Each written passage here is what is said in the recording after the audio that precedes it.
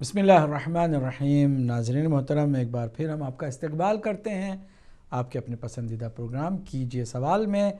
सवाल आपके होते हैं और जवाब हम आपकी खिदमत में पेश करते हैं। ब्रेक से पहले कुछ सवालात आए थे, उनके जवाब हम देते हैं ताकि उस वक्त तक आप तैयार और आमादा हों सवाल करने के लिए। फिर आपके सवाल होंगे इंशाअल्लाहुल मुस्तआन हमारे जवाब। ज़ियाउल हुसैन साहब या ज़ियाउल हुस्न साहब लंदन से, उन्होंने फरमाया कि इससे पहले जो सवाल आया था मोहसिन मिल्टन कीन का कि क्यों नहीं सब मिलकर एक ईद मनाते, तो ईद का जो रोज़ा है वो हराम है, इस बुनियाद पर सोचना चाहिए। और क्यों नहीं हुस्न ज़न रखते मोमिनीन उन पर कि जिनके ऊपर ईद जो है साबित हो गई है। बहुत उम्दा बात है आपकी।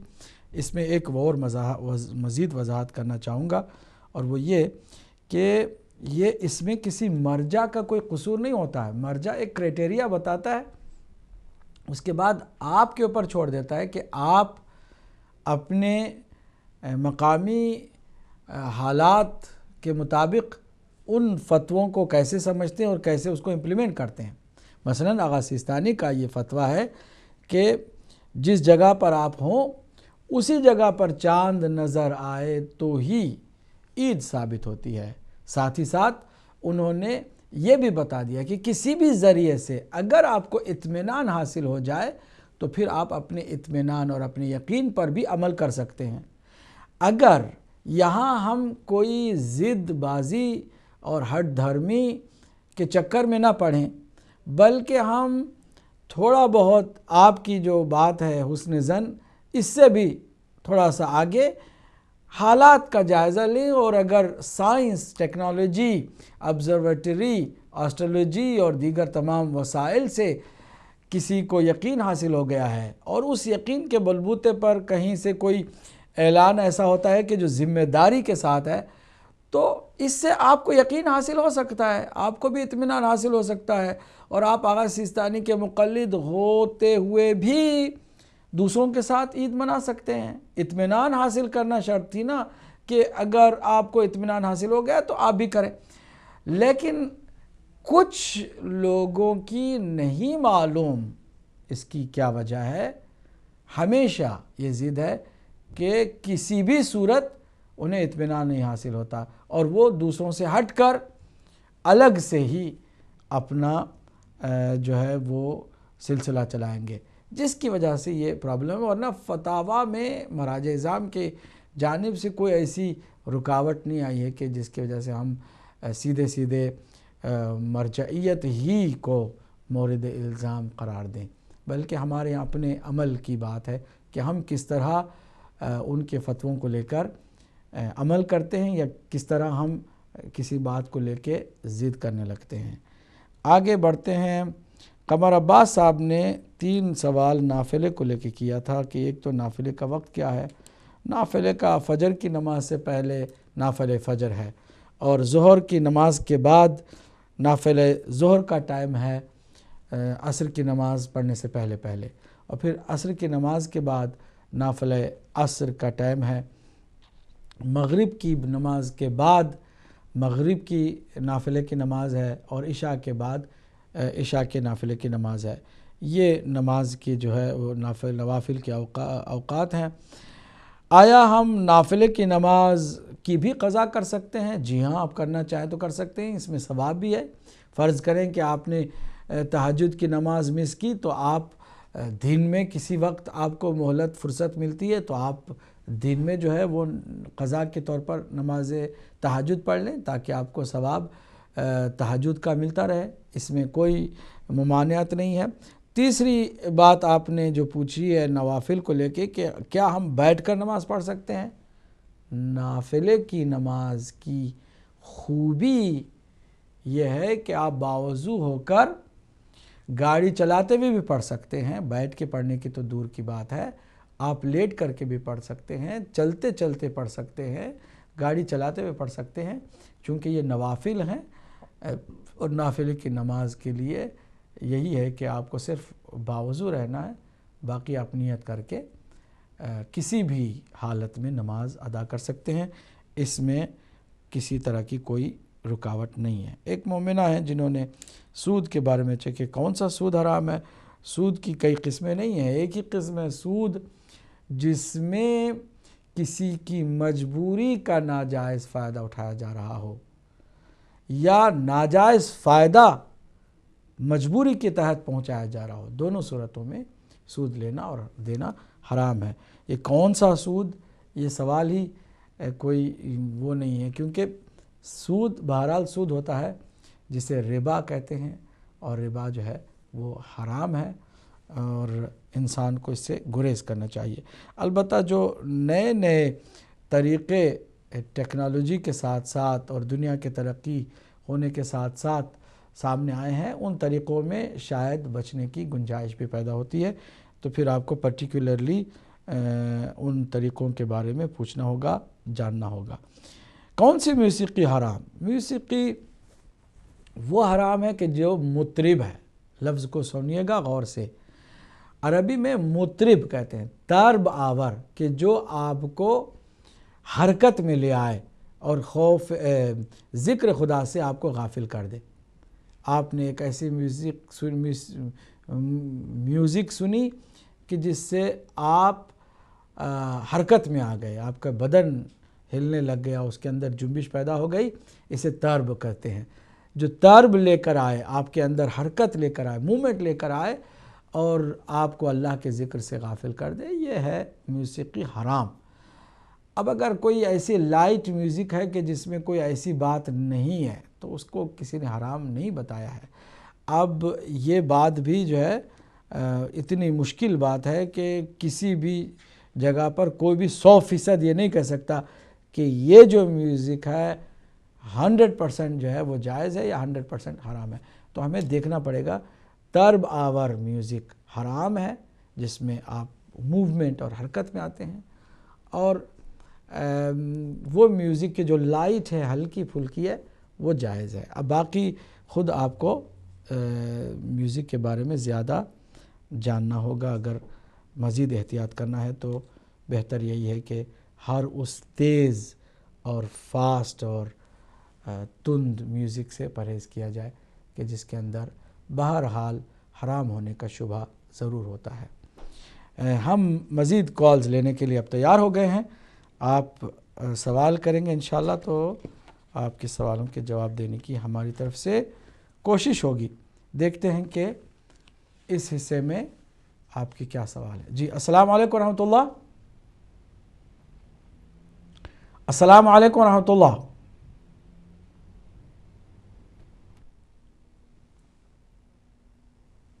چلیے کال ڈراپ ہو گئی ہے۔ مزید کالز آپ کی ہم لینے کے لیے تیار ہیں کیونکہ ٹائم ہمارے پاس ہے اور آپ کے سوال ہوں گے تو پھر ہم آپ کے سوالوں کا جواب بھی دینے کی کوشش کریں گے۔ جی السلام علیکم ورحمۃ اللہ۔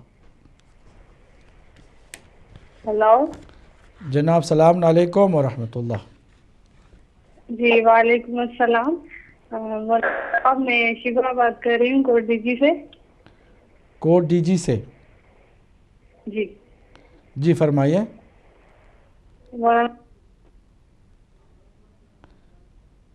سدرا فرمائیے۔ کال ڈراپ ہو گئی ہے۔ آپ فون پر بات کریں اور اپنا سوال کر ڈالیں، زیادہ سوچیں نہیں کیونکہ اس میں پھر شاید ڈسٹربنس ہوتی ہے۔ اگلے کال کو شامل کرتے ہیں۔ السلام علیکم ورحمۃ اللہ۔ وعلیکم السلام ورحمۃ اللہ۔ کون میرے بھائی کہاں سے ہیں؟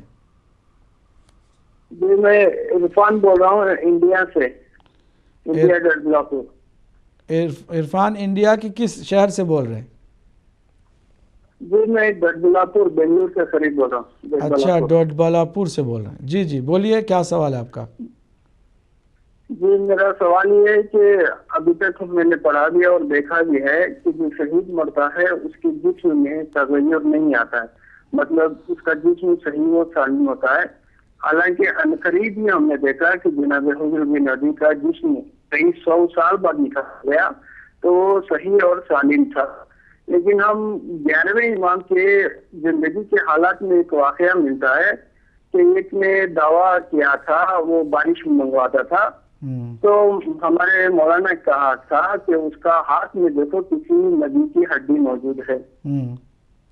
تو میرا سوال یہ ہے کہ یہاں پہ ہم دیکھ رہے ہیں کہ کسی بھی شہید کی جسم میں تبدیلی نہیں آتی، لیکن مولا نے کہا کہ جو ہے اس کے ہاتھ میں کسی نبی کی ہڈی موجود ہے.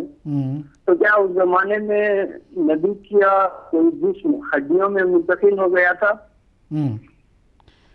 ٹھیک ہے، بہت عمدہ سوال ہے، بہت عمدہ سوال، انشاءاللہ ہم نے نوٹ کیا ہے. آپ کے سوال کا جواب دیں گے. بھائی عرفان ہیں، آپ ڈڈبلاپور بنگلور سٹی کے قریب سے مخاطب تھے. اگلے کال کو شامل کرتے ہیں. السلام علیکم ورحمۃ اللہ. وعلیکم السلام مولانا صاحب، اللہ آپ کو لمبی زندگی دے. الہی آمین، اللہ آپ کو بھی سلامت رکھے. بتائیے کون میری بہنیں کہاں سے ہیں؟ مولانا صاحب میرا یہ سوال تھا کہ جمعہ نماز جو ہوتی ہے کیا وہ عورتیں گھر میں پڑھ سکتی ہیں؟ اور دوسری بات یہ کہ اذان کے بعد جو خطبہ ہوتا ہے اس کا انتظار کرنا چاہیے یا اس اذان کے بعد فوراً پڑھ لیں؟ جمعہ کی نماز کی جو بات ہے. اور دوسرا میرا یہ سوال ہے کہ میں نے آپ کی چینل پہ کال کر کے معلوم کیا تھا کہ حضرت حمزہ کی کتنی اولاد ہے، تو آپ نے بتایا تھا کہ ایک بیٹی تھی ان کی. اب مجھے یہ معلوم کرنا ہے کہ ان کی جو بیٹی تھی وہ اب ان کی شادی کس نسل میں ہوئی اور ان کی نسل ابھی بھی چل رہی ہے، اور چل رہی ہے تو کس نام سے چل رہی ہے؟ اچھا ٹھیک ہے.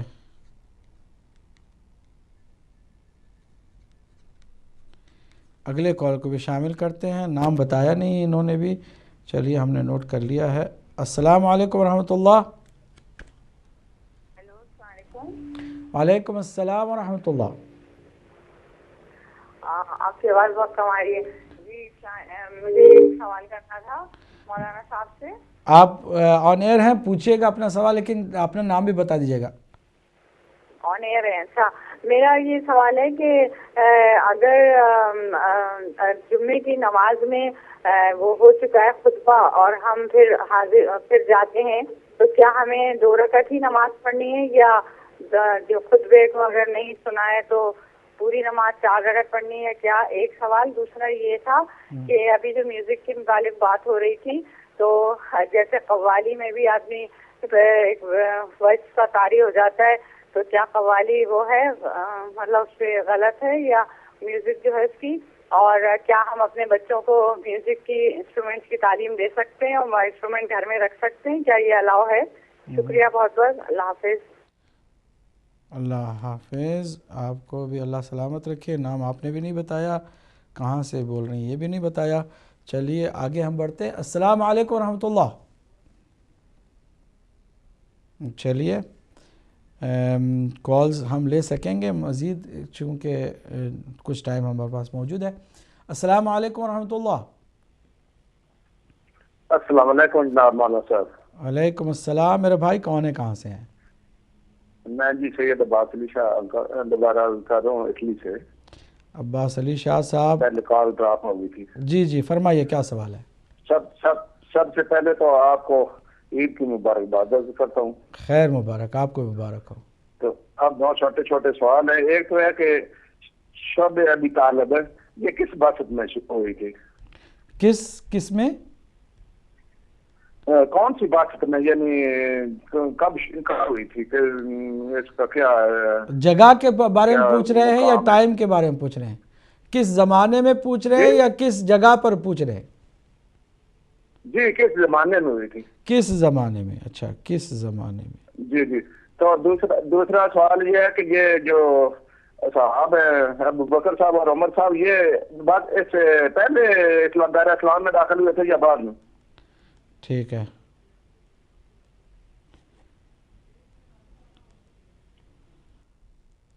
ٹھیک ہے جناب، ہم نے دونوں سوال آپ کے نوٹ کر لیے ہیں. مزید کالز کی گنجائش ہے اگر آپ کے پاس کالز ہیں. جی السلام علیکم ورحمۃ اللہ. وعلیکم السلام ورحمۃ اللہ وبرکاتہ. سید سرکار معذرت، آپ کی خدمت میں حاضر ہونے کا شوق ہی رہتا ہے. تو 2 سوال میرے بھی ہیں آپ سے ابھی. ایک تو یہ ہے کہ 2 نبی جو ہیں ان کے بارے میں تو ہمیں پتہ ہے کہ شہید ہوئے ہیں. ایک یحییٰ علیہ السلام اور دوسرے زکریا علیہ السلام ہے جن کو یہ کہا جاتا ہے کہ آرے سے چیرا گیا. تو کیا یہ ممکن ہے کہ ان دو نبیوں میں سے کسی کی ہڈی کسی نے چرا لی ہو جب ان کو شہید کیا گیا ہو؟ تو وہ ہڈی اس راہب کے پاس تھی. اور دوسرا میرا سوال ہے، صبح میں آپ کی تقریر سن رہا تھا کہ علی قرآن کے ساتھ ہیں، قرآن علی کے ساتھ. جی. تو یہ کیا یہ جب سے قرآن ہے تب سے علی ہے اور جب سے علی ہیں تب سے قرآن ہے؟ کیونکہ اس میں وقت کا تعین تو کہیں نظر نہیں آتا اس حدیث میں. شکریہ.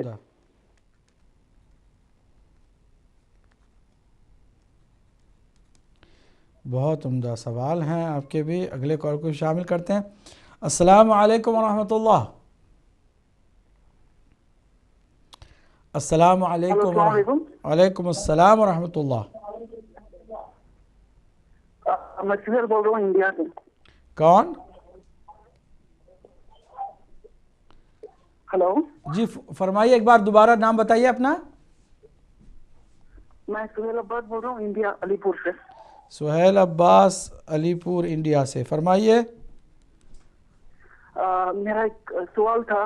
ہم لوگ حال میں جمعۃ الوداع میں یوم القدس کا پروگرام کیے، اور وہاں کے پروگرام کرنے کے بعد کچھ لوگوں نے یہ بھی کہا کہ یوم القدس کا پروگرام جو ہے فلسطین کے لیے ہے، وہاں پہ اہل سنت ہے، وہ اتنا امپورٹنٹ نہیں ہے، اور جو بھی باقی کا جو مسئلہ ہے وہ امپورٹنٹ ہے، وہ کرنا چاہیے.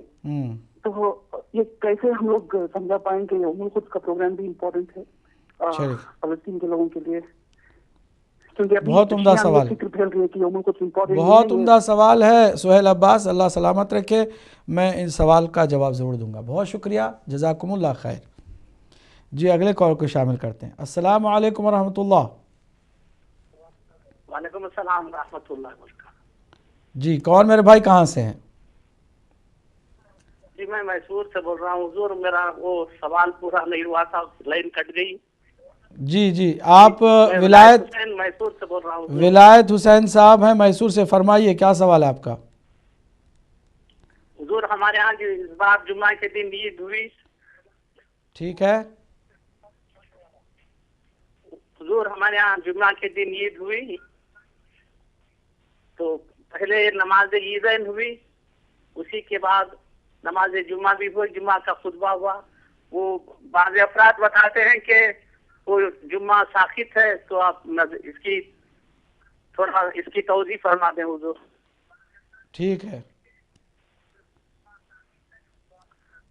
ٹھیک ہے. بہت عمدہ سوال ہے آپ کا، میں ضرور اس کے سوال کا جواب دوں گا. شکریہ ولایت حسین صاحب میسور انڈیا سے.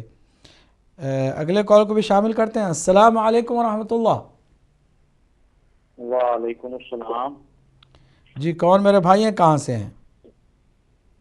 جی میں عمر فاروق صاحب کر رہا ہوں پاکستان سے. عمر فاروق صاحب پاکستان سے. جی میرا تعلق اہل سنت سے ہے، میرے دوست اور رشتہ دار اہل تشیع ہیں. جی فرمائیے سوال کیا آپ کے؟ اور میں بھی اہل تشیع، سر میں بھی اہل تشیع ہونا چاہتا ہوں، لیکن مجھے ایک الجھن ہے. جی فرمائیے کیا الجھن ہے آپ کی؟ حضرت علی علیہ السلام کو کس معیار پہ مانا جائے تو ولایت پوری اترتی ہے؟ جبکہ میرے پاس کچھ توضیح ہیں، میرے دوستوں نے مجھے دی ہیں جو اہل تشیع ہیں، ان میں کچھ مجتہدین تو لکھتے ہیں کہ کلمے میں بھی ان کی گواہی کی ضرورت نہیں ہے، اور کچھ لکھتے ہیں کہ اذان میں بھی نہیں ہے. جبکہ آج میں نے آپ کی تقریر بھی سنی ہے دن کو، تو آپ حضرت علی علیہ السلام کی شان میں بیان کر رہے تھے حدیث العلی مال قرآن والقرآن مال علی. تو قرآن کریم میں جہاں مرضی کوئی صورت پڑھ لی جائے، اگر حضرت علی کا نام لیا جائے تو مجتہد لکھتا ہے کہ یہ نماز سر باطل ہو جاتی ہے. تو آپ کی الجھن کیا ہے یہ ذرا مجھے بتا دیجیے. سمجھنا چاہیے. جی آپ کی الجھن کیا ہے یہ بتا دیجیے تاکہ آپ کے اس الجھن کا جواب دیں.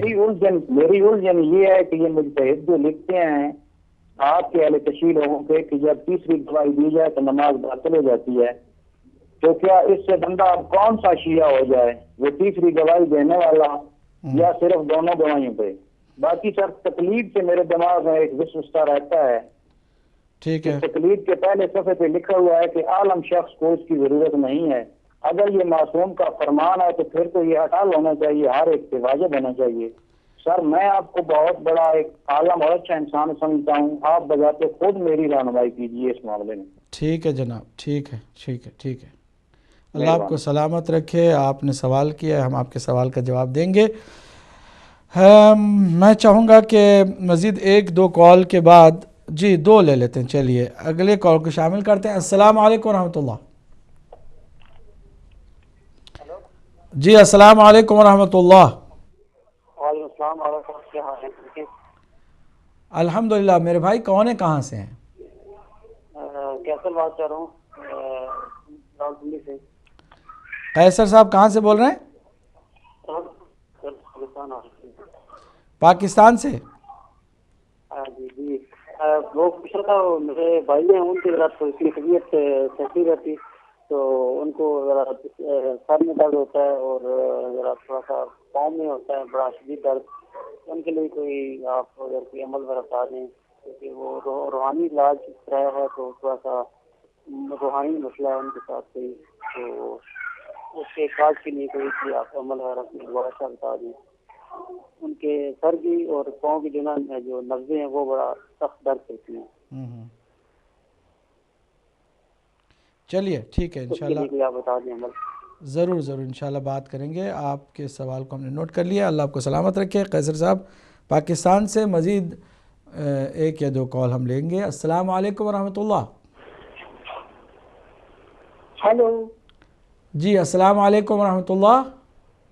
وعلیکم السلام۔ جی کون، کہاں سے؟ میرا نام خورشید حسن ہے۔ فرمائیے۔ جی کہنا پوچھنے سے میرا سوال یہ ہے کہ میرے جو اہل سنت حضرات دوست ہیں ان کے گھروں پہ آنا جانا ہے، اور خورشید حسن صاحب آپ خورشید کرتے ہیں، کھانا پکاتے ہیں تو ہر چیز کو چھوتے ہیں، پانی وغیرہ کو چھوتے ہیں، تو کیا ہم ان کے ساتھ کھانا پینا رکھیں یا نہ کھانا پینا چھوڑو گے؟ خورشید صاحب آپ کہاں سے بول رہے ہیں پہلے تو؟ میں سعودی عرب سے بول رہا ہوں۔ اچھا عربستان، سعودی سے۔ اچھا سوال کیا آپ کا، ایک بار پھر دہرائیے۔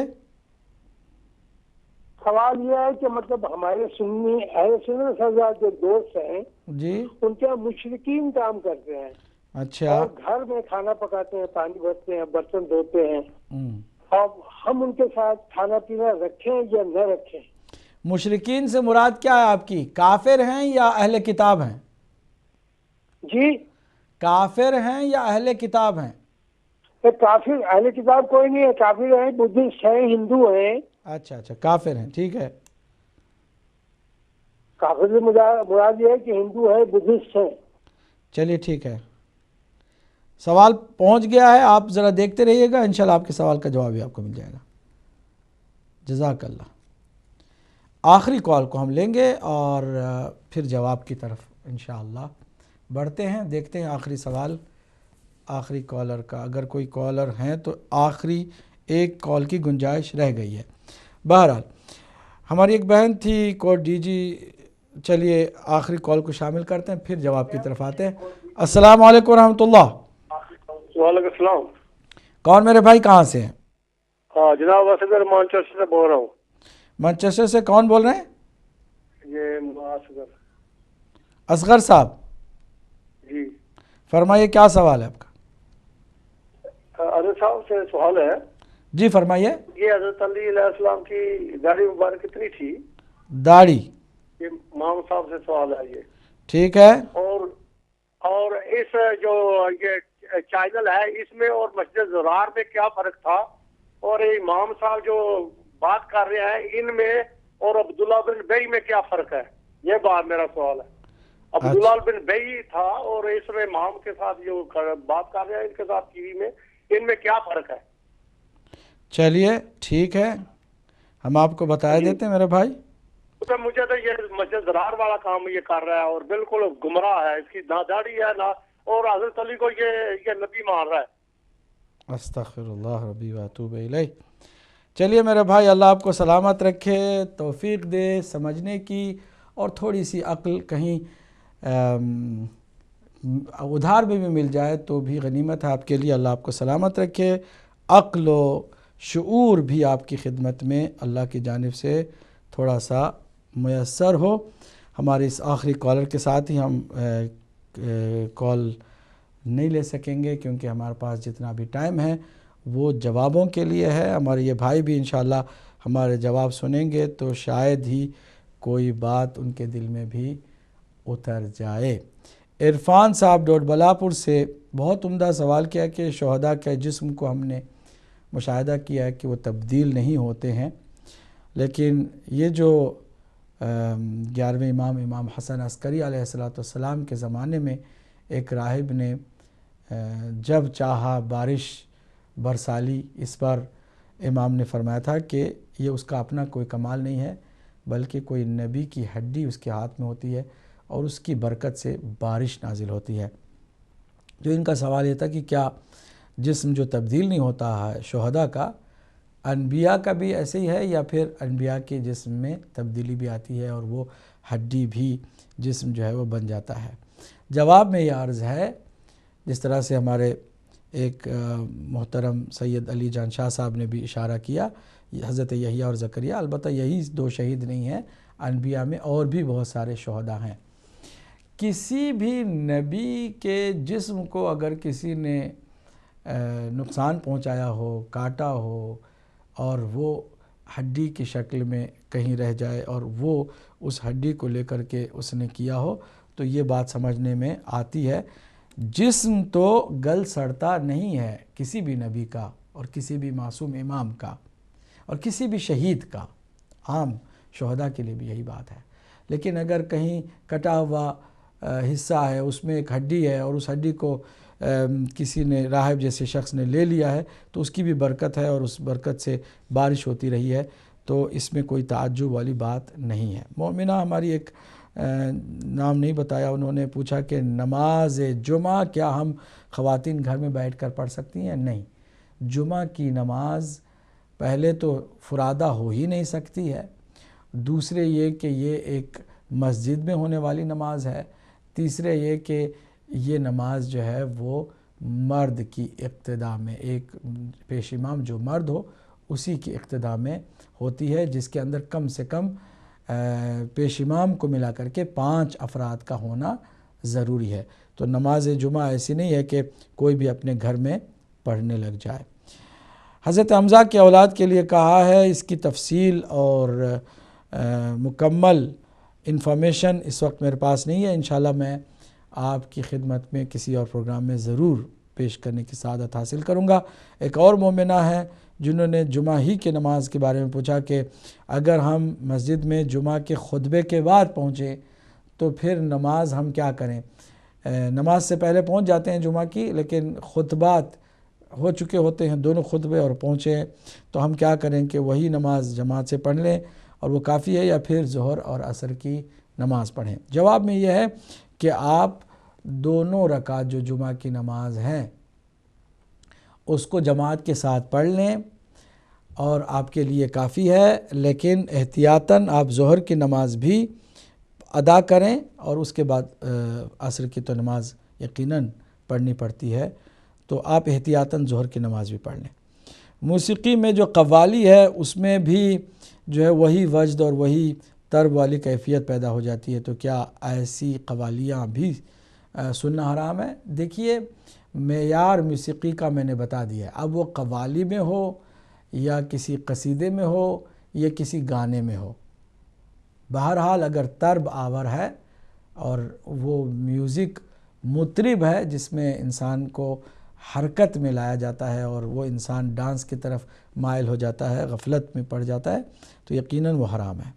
اب انسٹرومنٹ کا گھر میں رکھنا، اگر لائٹ میوزک کا اگر کوئی آپ کے پاس آلہ ہے گھر میں، جیسے پیانو وغیرہ ہے، اس طرح کی چیزیں ہیں، تو اس میں رکھنے میں کوئی حرج نہیں، لیکن جو پروفیشنل جو تیز میوزک پیدا کرنے والے آلات ہیں ان کو آلات لہو و لعب میں اگر شمار کیا جاتا ہے تو پھر ان آلات کو اپنے گھر میں نہ رکھا جائے کہ اس سے نحوست پیدا ہوتی ہے۔ سید عباس علی شاہ صاحب اٹلی سے شیب ابی طالب کے بارے میں پوچھا ہے کہ شیب ابی طالب پہلے تو کہاں ہوا؟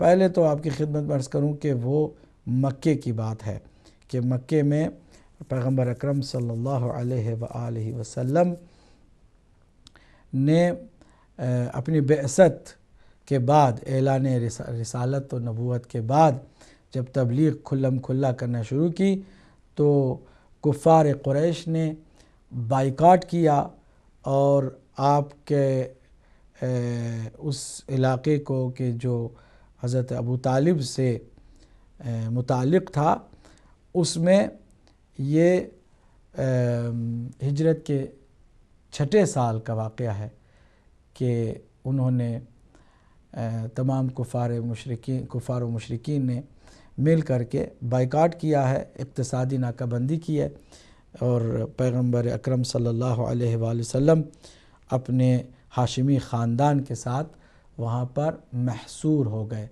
اس وقت حضرت عمر مسلمان تو نہیں ہوئے تھے، لیکن حضرت ابوبکر مسلمان ہو چکے تھے، لیکن شیب ابو طالب میں ان کا کوئی کردار تاریخ کے اندر نظر نہیں آتا ہے۔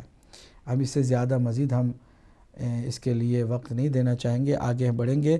سید علی جان شاہ صاحب نے بہرحال حضرت یحییٰ اور حضرت زکریا کی شہید ہونے کی بات کی ہے، اور احتمال جو ظاہر کیا ہے ممکن ہے یہ ہوں، یا ممکن کوئی اور نبی جو شہید ہوا ہے اس کی کوئی ہڈی ہو جو راہب کے ہاتھ میں رہی ہے۔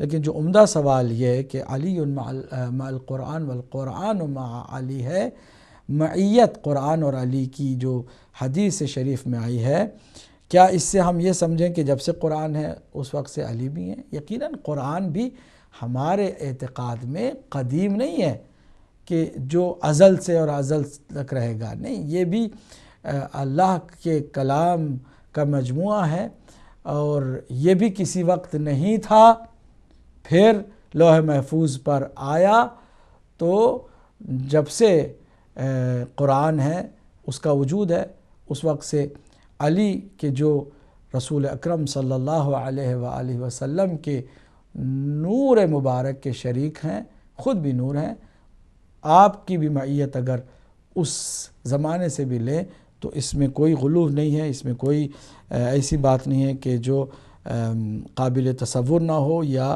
عقل و خرد سے بعید ہو۔ سہیل عباس صاحب علی پور انڈیا سے سوال خوبصورت کیا ہے کہ یوم القدس جمعۃ الوداع کے دن ہم جو مناتے ہیں، بعض نے کہا کہ وہاں تو فلسطین میں اہل سنت رہتے ہیں، جبکہ جنت البقیع کے مسئلے کو ہمیں زیادہ اہمیت دینا چاہیے۔ دونوں باتیں اپنی اپنی جگہ پر بہت اہم ہیں، ان دونوں باتوں کے درمیان کوئی ٹکراؤ نہیں ہے، ہم ٹکراؤ پیدا نہ کریں۔ جمعۃ الوداع اگر یوم القدس کے لیے مخصوص ہے تو آپ کوئی اور دن، جیسے شوال کا مہینہ ہے جس دن جنت البقیع کو ویران کیا گیا، منہدم کیا گیا، اس دن آپ کیوں نہیں یوم جنت البقیع کے طور پر مناتے اور جنت البقیع کے لیے بھی احتجاج کرتے، بالکل اسی طرح جس طرح یوم القدس کا جو ہے ہم دن مناتے ہیں۔ اس میں دونوں میں کوئی ٹکراؤ نہیں ہے، دونوں میں کوئی تضاد نہیں ہے، اس میں کوئی دونوں کے درمیان تزاحم بھی نہیں ہے۔ اپنی جگہ پر یوم القدس بھی منایا جائے، اور پھر 8 یا 7 شوال کو یوم انہدام جنت البقیع کے طور پہ منایا جائے، وہ بھی ضروری ہے، یہ بھی ضروری ہے، اس میں کسی طرح کی کوئی آپس میں پرابلم نہیں ہونی چاہیے۔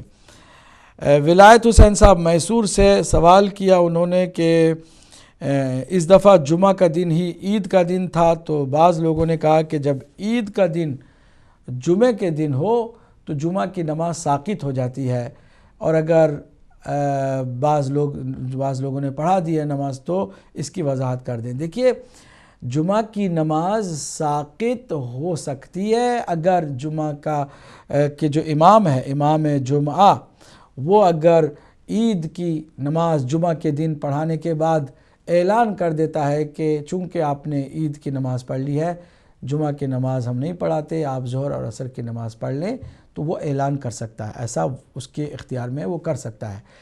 لیکن یہ کہ اگر کوئی پڑھا دیتا ہے تو اس میں بھی کوئی اس نے گناہ نہیں کیا ہے کہ اس نے کوئی بدعت کی ہو یا کوئی نیا عمل انجام دیا ہو کہ جو تاریخ میں نہیں تھا، ایسا کچھ نہیں ہے۔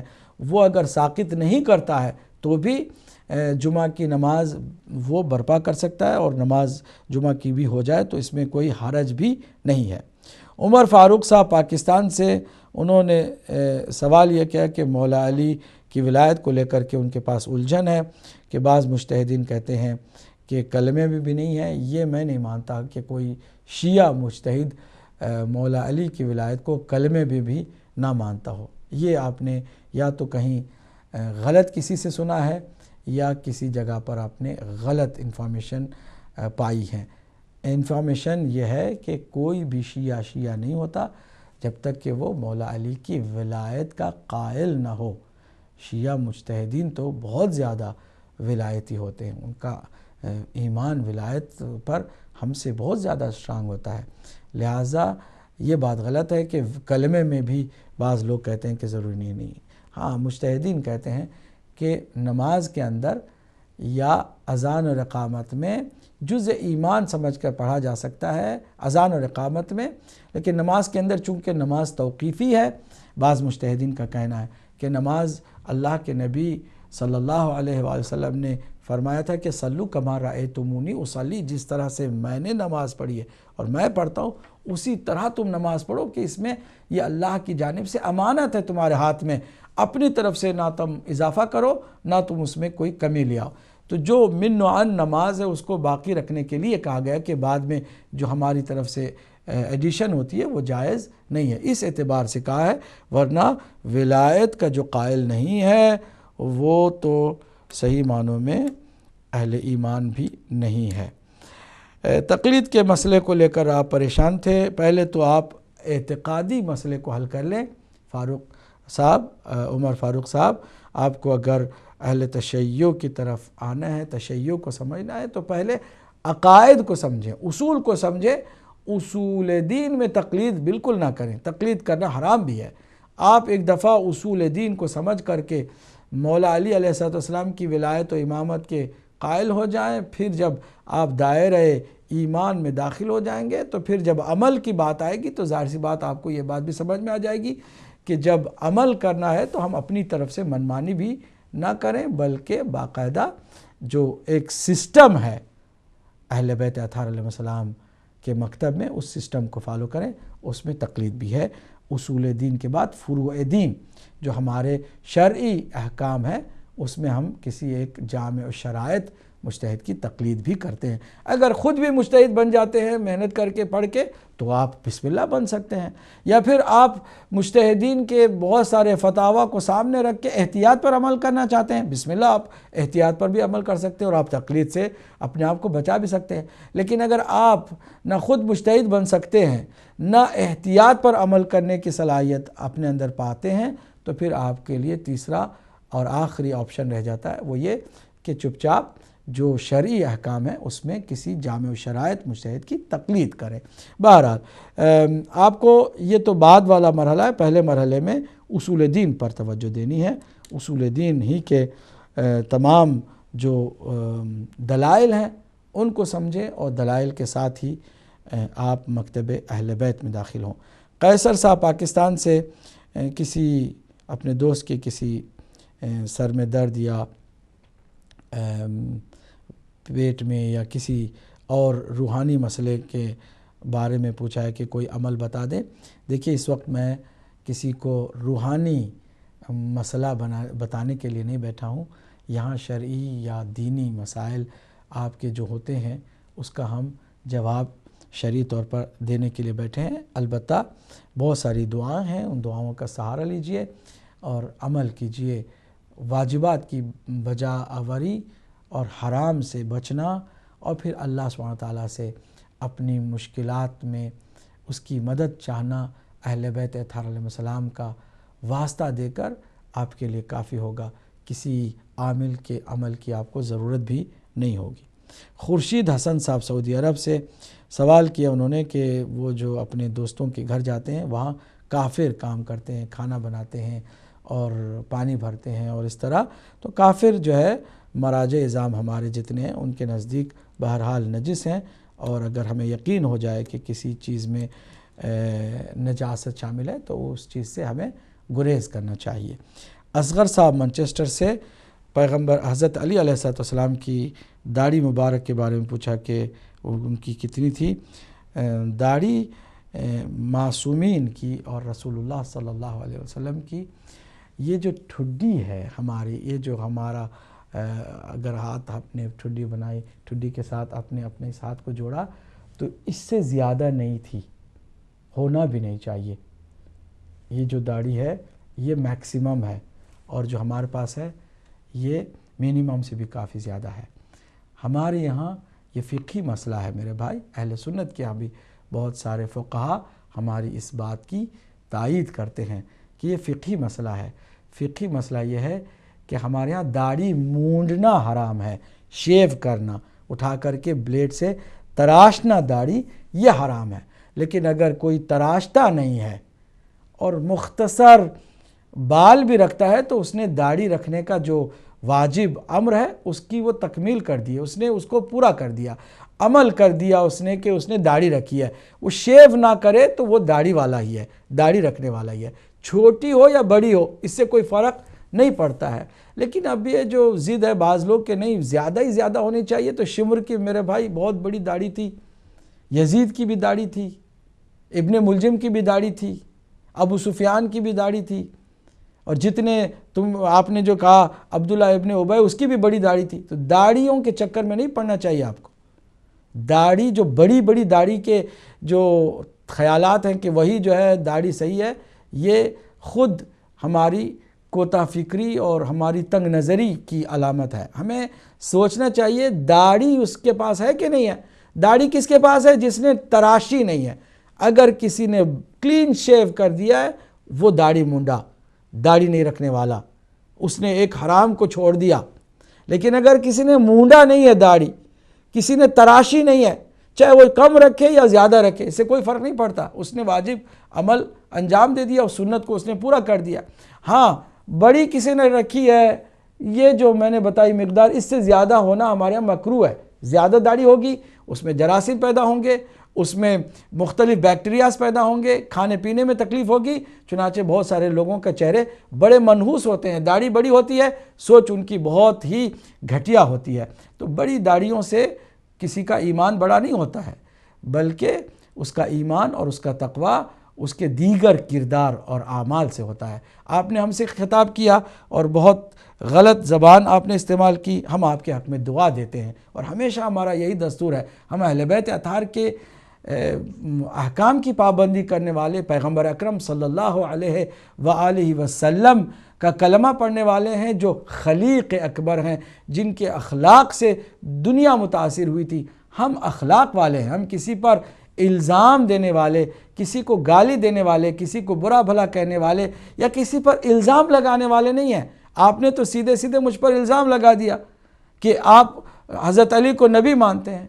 کس خدا کے دشمن نے کہا کہ نعوذ باللہ علی جو ہے وہ نبی ہیں؟ اور جو یہ کہے گا وہ دائرہ اسلام سے خارج ہو جائے گا. ہم کہتے ہیں نبی مکرم صلی اللہ علیہ وآلہ وسلم کی نبوت کو جو نہ مانے وہ مسلمان نہیں ہے. جو رسول اللہ صلی اللہ علیہ وآلہ وسلم کو آخری نبی نہ مانے وہ مسلمان نہیں ہے. آخری نبی ہونے کے لیے سب سے بڑی دلیل ہمارے پاس ہے، ہم دیتے ہیں. ہم نے دروازہ نبوت کا کھولا نہیں ہے، ہم نے اللہ کے حکم سے آخری نبی پیغمبر اکرم صلی اللہ علیہ وآلہ وسلم کو مانا ہے. الزام آپ نے دے دیا، گھر بیٹھے گناہ کر دیا. آپ کو اللہ معاف کرے، ہم تو ویسے بھی آپ کو معاف کر دیتے ہیں، کیونکہ ہمیں معلوم ہے کہ آپ نادان ہیں، آپ زیادہ نہیں جانتے ہیں. جب آپ جاننے لگ جائیں گے تو یقیناً عشق کرنے لگ جائیں گے اہل بیت اطہار سے. مولا علی علیہ السلام سے آپ کو وہی پیار ہوگا جو ہمیں حاصل ہے، وہی مودت اور محبت ہو جائے گی جو آپ کو انشاءاللہ ملے گی جو ہمارے پاس موجود ہے. لیکن جب تک آپ نہیں سمجھتے ہیں، نادانی میں یقیناً بہت ساری باتیں ہو جاتی ہیں. ہم آپ کو اس سے بری سمجھتے ہیں، اللہ سے بھی یہی دعا کرتے ہیں کہ اللہ آپ کو اس الزام تراشی کے گناہ سے بچائے اور اس عذاب سے بھی بچائے کہ آپ نے الزام دے دیا. ہم نے کبھی مولا علی علیہ السلام کو نبی نہیں کہا ہے. مولا علی علیہ السلام رسول اللہ صلی اللہ علیہ وآلہ وسلم کے حقیقی جانشین ہیں۔ ہمارا یہ کہنا ہے، ہمارا مدعا یہ ہے کہ رسول اللہ صلی اللہ علیہ وآلہ وسلم نے دین کو اور امت کو لاوارث نہیں چھوڑا۔ ہمارا یہ مدعا اور عقیدہ ہے کہ رسول اللہ صلی اللہ علیہ وآلہ وسلم نے قیامت تک چلنے والے دین کو وارث کے ساتھ چھوڑا ہے، اور وہ وارث جو پہلا وارث ہے رسول اللہ صلی اللہ علیہ وآلہ وسلم کے بعد مولا علی ہیں۔ اگر آپ کو یہ عقیدہ دلیل کے ساتھ سمجھنا ہے تو دلیلیں موجود ہیں، اور لگاتار ہم دلیلیں دے رہے ہیں، لیکن کبھی کسی شیعہ نے نہیں کہا کہ نعوذ باللہ علی جو ہے وہ نبی ہیں، نبی کے جانشین ہیں، نبی کے خلیفہ بلا فصل ہیں، نبی کے وصی ہیں، ہمارے آخری نبی کے پہلے وارث ہیں، ہم سب کے ولی ہیں۔ اگر آپ کو نبی اور ولی میں ہی فرق نہیں معلوم ہے تو آپ کو اپنے علم میں اضافہ کرنے کی کوشش کرنا چاہیے، نہ کہ دوسروں پر الزام دینے کی۔ اب رہی بات، آپ نے پوچھا کہ مجھ میں اور عبداللہ ابن ابی میں کیا فرق ہے، یا ہدایت ٹی وی میں مسجد زرار میں کیا فرق ہے، تو فرق واضح ہے۔ ہدایت ٹی وی لوگوں کو ہدایت دیتا ہے، منافقت کے سارے نقاب ایک ایک کر کے الٹتا ہے۔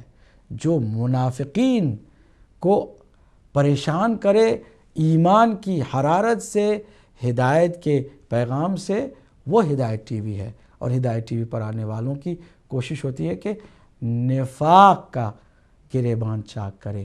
منافق عبداللہ ابن ابی ہے، اور منافقین کا قلقمہ ایمان والے کرتے ہیں دلائل کی روشنی میں۔ ان میں سے حقیر بھی ایک ادنا سا خادم ہے۔ میرے بھائی، کسی پر الزام دینے، کسی کو برا بھلا کہنے سے پہلے کوشش کرنی چاہیے کہ اگر معلوم نہیں ہے تو علم میں اضافہ کریں، معلومات میں اضافہ کریں، کوشش کریں، دیکھیں، سمجھیں، تعصب کا چشمہ اتار دیں، دل جس پر تالے پڑے ہوئے ہیں اس دل کو تھوڑا سا آزاد کریں، دماغ کو بھی تنگ نظری سے تھوڑا بہت رہائی دے، نجات دے۔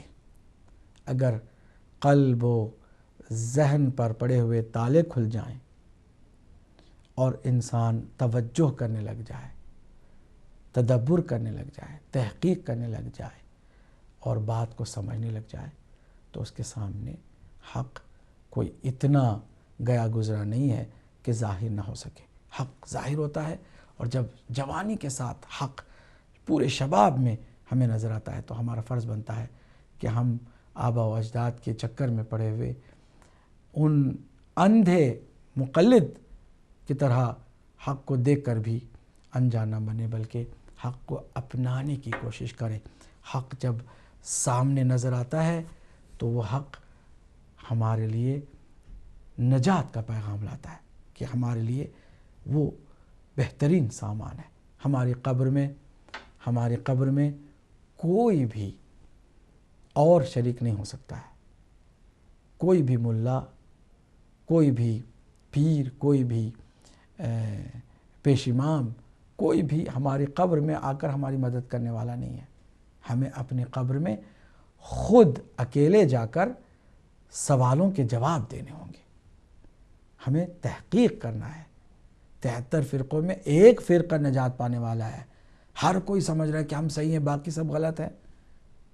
سمجھنے کی ضرورت ہے، تحقیق کرنے کی ضرورت ہے۔ اب ہم کیا بتائیں؟ کیسے کوئی یہ کہہ سکتا ہے کہ میں صحیح ہوں دوسرے غلط ہیں، جبکہ دوسرے کی ہم نے ایک بھی کتاب نہیں پڑھی، ایک بھی ہم نے دوسرے کے عقیدے کو نہیں سمجھا، نہ دلیلوں کو سمجھا۔ جب ہمیں یہی نہیں معلوم ہے کہ شیعہ عقائد کیا ہیں، ہم ان کو برا بھلا کہنے شروع کر دیتے ہیں۔ بابا پڑھیے، تحقیق کیجئے، ان کی کتاب کو ان سے لیجئے، دیکھیے کہ وہ کیا مانتے ہیں اور کیوں مانتے ہیں۔ اگر آپ کو پتہ چل جائے تو میں نہیں سمجھتا ہوں کہ کوئی انسان شیعت کو پڑھنے کے بعد شیعت کا دشمن ہو۔ میں یہ چیلنج سے کہہ رہا ہوں، اس چیلنج کو نوٹ کر لے میرے بھائی اصغر منچسٹر سے، اللہ آپ کا بھلا کرے، کہ پڑھیے، پڑھنے کے بعد پھر آپ مجھے بتائیے کہ آپ اسی طرح شیعوں کو مانتے ہیں یا سمجھتے ہیں جس طرح سے اس سے پہلے سمجھتے تھے۔ نہیں، زمین آسمان کا فرق ہو جائے گا۔ کیا وجہ ہے کہ مصر میں لوگ تیزی سے شیعت کی طرف آ رہے ہیں؟ تحقیق کیجیے، ابھی زمانہ ہے۔ کیا وجہ ہے کہ یمن میں لوگ جوگ در جوگ مذہب اہل بیت کی طرف آ رہے ہیں؟ کیا وجہ ہے کہ لوگ افریقہ میں، امریکہ میں، ایشیا کے مختلف جگہوں پر، انڈونیشیا میں، ملیشیا میں، سنگاپور میں، تھائی لینڈ میں مذہب اہل بیت کی طرف لوگ مائل ہوتے جا رہے ہیں؟ اور خالی وہ کوئی انعام کے لالچ میں نہیں آ رہے ہیں، کسی سے کوئی انہیں فائدہ بھی نہیں ہو رہا ہے، بلکہ جب وہ شیعہ ہوتے ہیں تو ان کے لیے مشکلات بھی سامنے آ جاتی ہیں۔ لوگ گالیاں دیتے ہیں، لوگ تانے دیتے ہیں، لوگ مذاق اڑاتے ہیں، لوگ طرح طرح کی باتیں کرتے ہیں، لوگ الزامات ان پر لگا دیتے ہیں، لوگ ان کے جان کے دشمن ہو جاتے ہیں، وہ قربانی دینے کے لیے بھی تیار ہو جاتے ہیں۔ مصر کے ابھی گزشتہ ہفتے ایک پورے پریوار کو چند جاہل یزیدیوں نے جا کے زندہ ان کے گھروں میں آگ لگا دی، صرف اس وجہ سے کہ وہ سارا پریوار اس کا جو بڑا تھا اس نے تحقیق کرنے کے بعد ڈکلیئر کر دیا کہ ہم آج کے بعد سے شیعہ اثنا عشری اپنے آپ کو ڈکلیئر کرتے ہیں، اور ہم آج کے بعد صرف رسول اللہ کے بعد آل رسول ہی کو اپنا دل دینے کے لیے تیار ہو گئے۔ یہ جو عاشق ہو جاتا ہے کوئی، یہ جو عشق و مودت و محبت کے دریا میں ڈوب جاتا ہے، وہ پھر کسی کی پرواہ نہیں کرتا ہے، پھر ان کے گھروں میں آگ لگ جاتی ہے تب بھی وہ اپنے عقیدے پر گامزن ہوتے ہیں۔ تو ذرا دیکھیے دنیا میں کیا ہو رہا ہے، وہ جو تنگ نظری ہے، وہ جو تعصب کا چشمہ ہے، وہ جو دل اور دماغ میں غبار اور پردے ہیں، انہیں ہٹائیے تو دیکھیے گا نور، دیکھیے گا روشنی، دیکھیے گا رسول اللہ کے بعد کوئی بھی آپ کو نجات دینے والا نہیں ہے سوائے مولا کائنات علی بن ابی طالب کے۔ آپ تحقیق کرتے چلے جائیے، دیکھیے گا کہ صرف اور صرف اہل بیت اطہار کا مکتب ہے کہ جس میں کسی طرح کی کوئی پرابلم نہیں ہے، باقی ہر جگہ پرابلم ہے۔ آپ کو صرف اہل بیت اطہار علیہ السلام ہی وسیلہ نجات نظر آئیں گے، جس طرح سے اللہ کے نبی نے فرمایا کہ مثل اہل بیتی کا سفینۃ نوح، میری اہل بیت کی مثال نوح کی کشتی جیسی ہے، من رکبہا نجا، جو اس پر سوار ہو جاتا ہے وہی نجات پا جاتا ہے۔ سوار ہو جانے کا مطلب کیا ہے کہ اہل بیت اطہار کے نقش قدم پر چلنے کی کوشش کی جائے، نہ یہ کہ کسی اور کو ہم اپنا مقتدا اور اپنا ملجا مانیں، بلکہ اہل بیت اطہار کی اقتدا کو اپنا منشا بنائیں اور اپنا دستور بنا لیں، پھر دیکھیے گا کہ نجات کیسے ملتی۔ وَمَن تَخَلَّفَ عَنْهَا فَغَرِقَ وَهَوَا، اور جو اس کشتی نجات اہل بیت اطہار کے مکتب سے دور رہتا ہے وہی غرق ہوتا ہے، ہلاک ہو جاتا ہے۔ اللہ ہم سب کو نجات کا صحیح مفہوم سمجھائے اور ہم نجات پانے والوں میں سے قرار پائیں اور ہلاک ہونے والوں میں سے ہمارا شمار نہ ہو۔ آپ سب کو اللہ سبحانہ وتعالیٰ اپنے حفظ و امان میں رکھے، میرے دوست اور میرے دشمن سب کو اللہ سبحانہ وتعالیٰ ہدایت کا نور عطا فرمائے اور اس نور سے ہر اس تاریکی کو دور فرمائے کہ جس سے ہم حق تک پہنچنے میں رکے ہوئے ہیں۔ پروردگار ہمارے والی وارث امام عصر کے ظہور میں تعجیل فرما اور دنیا کو عدل و انصاف سے اور نور ولایت سے بھر دے تاکہ دنیا صرف اور صرف اہل بیت اطہار کی دنیا اور آخرت دونوں میں حکمرانی کو سمجھ سکے۔ وآخر دعوانا ان الحمدللہ رب العالمین، والسلام علیکم ورحمۃ اللہ وبرکاتہ۔